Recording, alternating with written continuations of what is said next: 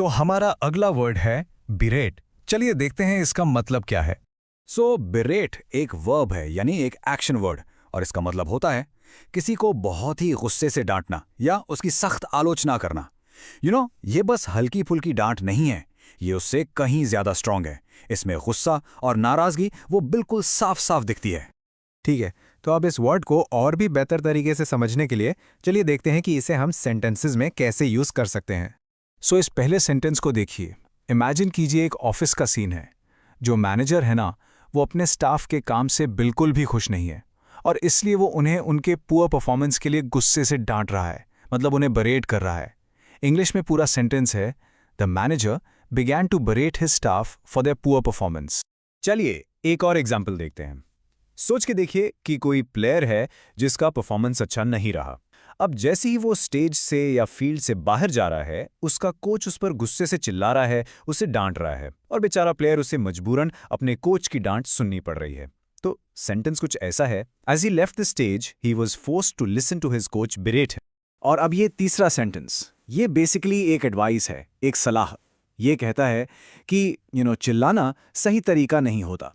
बच्चों को उनकी गलतियों के लिए इतने गुस्से से नहीं डांटना चाहिए।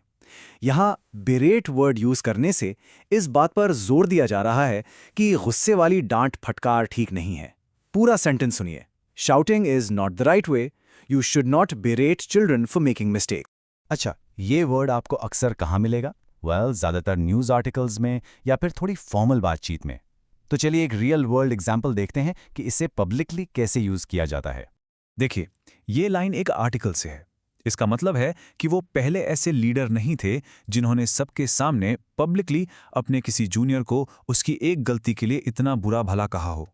यहाँ पब्लिकली बेरेट का मतलब बिल्कुल क्लियर हो जाता है, सबके सामने एंग्रीली क्रिटिसाइज करना। पूरा कोट है, he was not the first leader to publicly berate a subordinate for a perceived fail.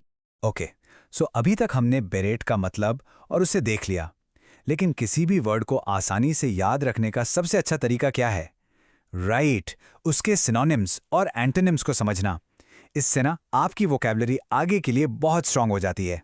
तो चलिए पहले सिनोनिम्स देखते हैं, यानी सिमिलर मीनिंग वाले वर्ड्स। सबसे पहला है स्कोल्ड, जिसका सिंपल सा मतलब है डांटना। फिर है रिब्यूक और रिप्रिमांड, ये थोड़े फॉर्मल वर्ड्स हैं और इनका मतलब है सख्ती से डांटना या फटकार लगाना।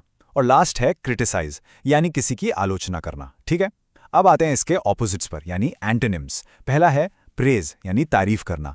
फिर है कॉम्प्लीमेंट, किसी को अच्छा कहना। अपलॉड, यानी किसी काम को सराहना, जैसे तालियां बजाकर करते हैं। और कॉन्ग्रेचुलेट, यानी बधाई देना।